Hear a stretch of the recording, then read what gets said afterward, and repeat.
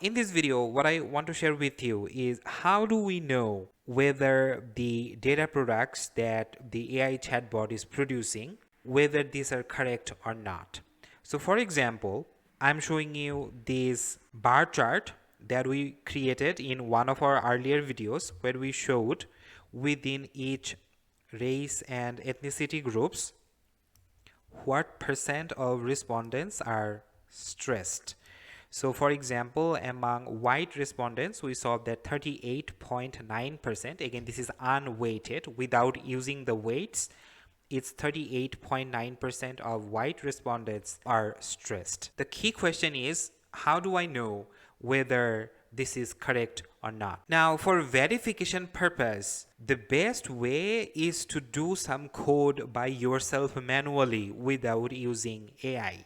And to help you do that, I have one course. This is available on my YouTube channel. It is Survey Data Analysis in R, a crash course. I encourage you to go through my earlier course so that you can learn some of these basic R skills that will help you know whether these numbers that you are getting using this AI produced code, whether these numbers are correct or not. Let me show you how you can verify the 38.9% number using manual coding.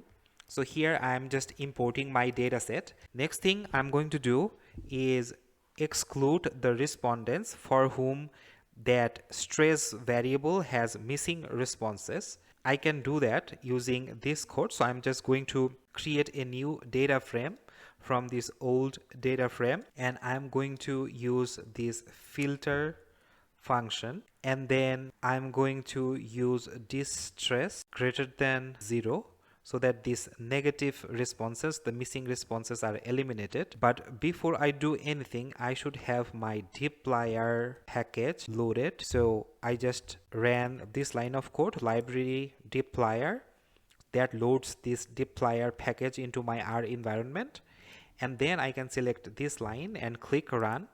As you can see that the respondents for whom the distress variable has a negative response, those are excluded. That's why this FWP data 2 has fewer responses than the original dataset. Next thing I can do is turn this distress into a binary variable, and the reason is that if you look at how this distress variable has been coded in this data frame, then this is how it looks like.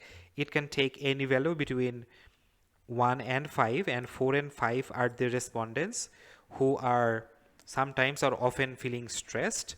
And in our previous video, when we use this variable, we said that we want to turn this into a binary variable which takes a value of 1 for respondents who select either 4 or 5, and then a 0 for the rest. Now, to create a binary stress variable, I am just going to type the name of my new data frame, which is FWB data 2, and then a $sign, then type the name of the new variable. I'm just going to call it stress, and then I'm going to use this if else function, and then I'm going to type FWB data 2, again name of my new data frame, and then the original variable, which is distress, and then I'm going to say if this is greater than equal 4, then this new variable takes a value of 1, and otherwise it takes a value of 0.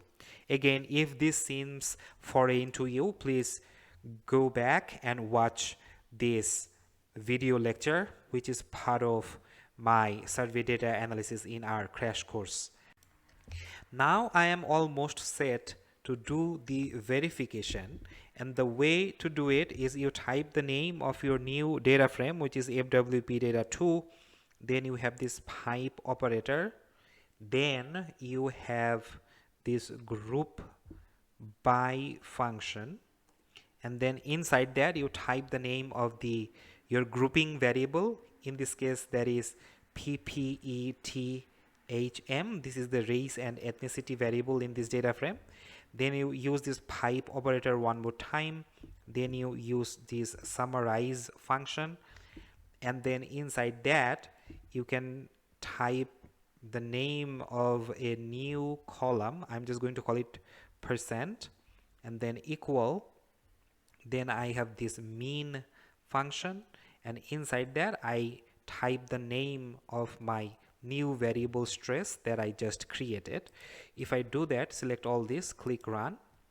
Here it will show me the percentage of respondents within each race ethnicity group who are stressed.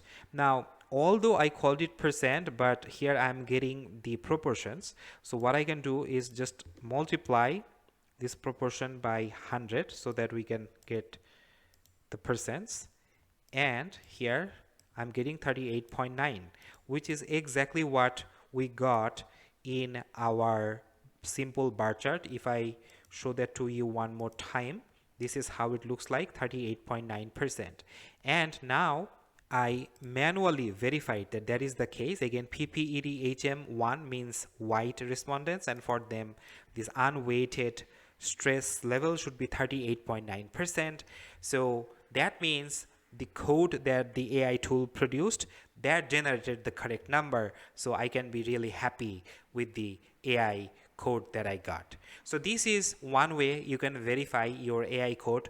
Just to reiterate the key point here one more time, you need to know some coding in R, and you can easily do that if you complete the survey data analysis in R crash course that I created. And once you have this knowledge of some R coding, that should be useful for you to verify the numbers that you get from your AI produced code.